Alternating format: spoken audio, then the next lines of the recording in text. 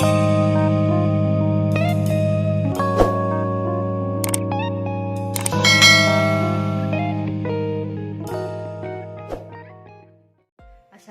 warahmatullahi wabarakatuh.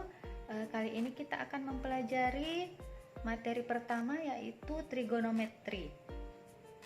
Tapi sebelum kita masuk ke materi tersebut, ada baiknya saya mengulangi pelajaran kita mengenai fungsi-fungsi trigonometri, bagaimana nilai sin, cos, tangen untuk sudut-sudut istimewa, bagaimana grafiknya, dan bagaimana nilai untuk sin, cos, tangen itu jika berada di kuadran pertama, kedua, ketiga, dan keempat.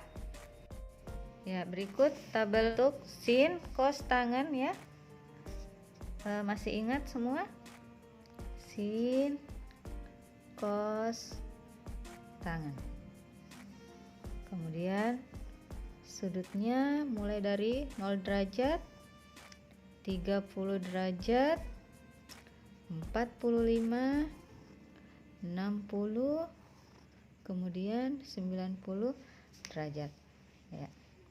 Jadi kalau sin itu kita memulai dari angka 0 berakhir di 1. Jadi ingat ya, sin 0 0, sin 30 itu 1/2, sin 45 1/2 akar 2, sin 60 1/2 akar 3.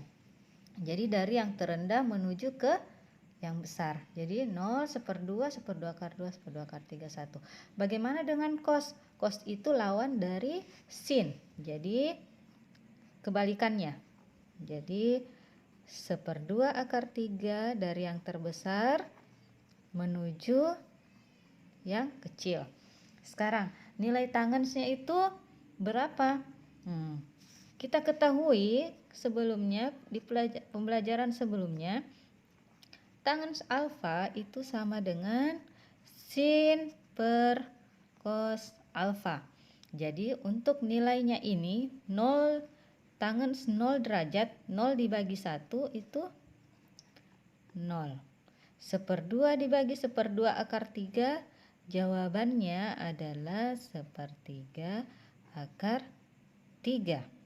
Ini 1/2 akar 2 bagi 1/2 akar 2, jawabannya adalah 1.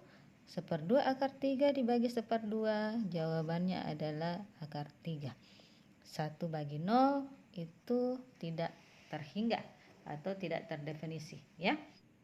Perlu diingat kembali untuk grafik fungsi sin alfa itu modelnya seperti apa? Modelnya itu seperti ini, supaya tidak dilupa ya. Jadi model sinnya itu seperti ini. Dia ingat berawal dari 0, kemudian puncaknya adalah 1 ya.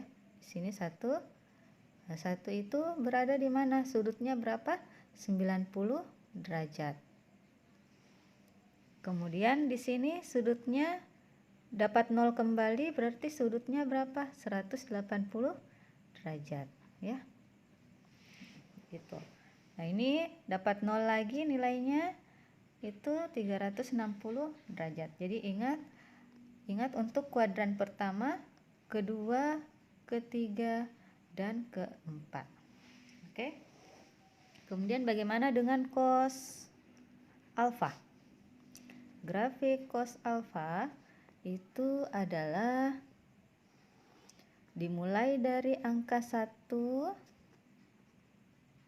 di sini adalah minus 1 ya.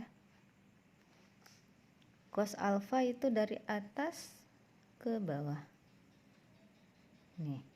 Nah, ini cos 0 1, cos 90 derajat 0, cos 180 derajat minus 1, cos 270 derajat 0, cos 360 derajat positif 1. Jadi ingat kuadran. Ini kuadran pertama, kuadran kedua, kuadran ketiga, dan kuadran keempat ya. Jadi mulai dari 0 derajat, 90 derajat, 180 derajat, 170 derajat, kemudian kembali lagi menjadi 360 derajat. Jadi ini perputarannya ya. Ingat di kuadran pertama itu nilai sinnya, nilai sin alfanya positif. Ini ya, nilainya positif karena berada di atas sumbu, di atas 0 ya, di atasnya sumbu X. Kemudian ini cos alfa untuk kuadran pertama dari sudut 0 sampai 90 derajat itu positif juga. Jadi cos alfa positif juga. Otomatis nilai tangennya pasti juga positif. Kenapa? Karena ingat, tangen itu sin dibagi cos. Jadi kalau positif dibagi positif hasilnya positif. Kemudian kuadran kedua sinnya positif ya, karena berada di atas sumbu X. Berarti kuadran kedua sin alfanya positif. Bagaimana dengan cos alfa? Cos alfanya ini kan 0 sampai 90 derajat. 90 sampai 180 derajat. Ini berada di kuadran kedua. Ini kuadran ketiga, ini kuadran keempat. Nah, kuadran keduanya negatif karena berada di bawah sumbu X. Jadi cos alfanya negatif. Tangensnya otomatis negatif karena positif dibagi negatif hasilnya negatif ya. Kemudian untuk 180 sampai 270 nilai sinnya negatif, sin alfanya negatif, kemudian cos alfanya negatif juga. Otomatis tangens alfanya sama dengan positif nilainya karena negatif bagi negatif hasilnya positif. Kemudian untuk kuadran keempat, sin alfa negatif, cos alfa positif, tangens alfa sama dengan negatif ya. Baik, jika disediakan segitiga siku-siku seperti ini, di sini ada A, B, C ya. Segitiga siku-siku, siku-sikunya berada di B. Jika nilainya di sini adalah 3, kemudian di sini 4, untuk rumus Pitagoras masih ingat ya? Berarti sisi miringnya adalah 5. 5 ini didapat dari mana? 5 ini didapat dari rumus Pitagoras, yaitu akar dari 3 berpangkat 2 ditambah 4 berpangkat 2. Jadi ini sisi miringnya. Sisi miring AC atau AC sama dengan akar 3 pangkat 2 ditambah 4 pangkat 2. 3 pangkat 2 adalah 9, kemudian 4 pangkat 2 adalah 16. 9 tambah 16 itu 25, akar 25 sama dengan 5 ya. Jadi 3, 4, 5.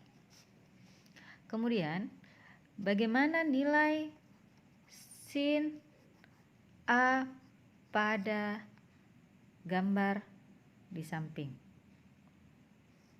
Nilai sin A berarti sisi depan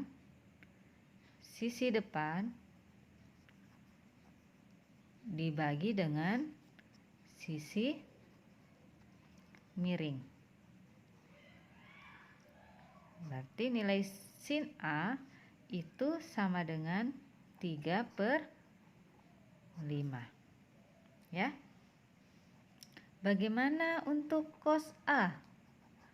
Cos A berarti sisi samping dibagi dengan sisi miring. Berapa nilainya? Cos A sama dengan 4/5 ya.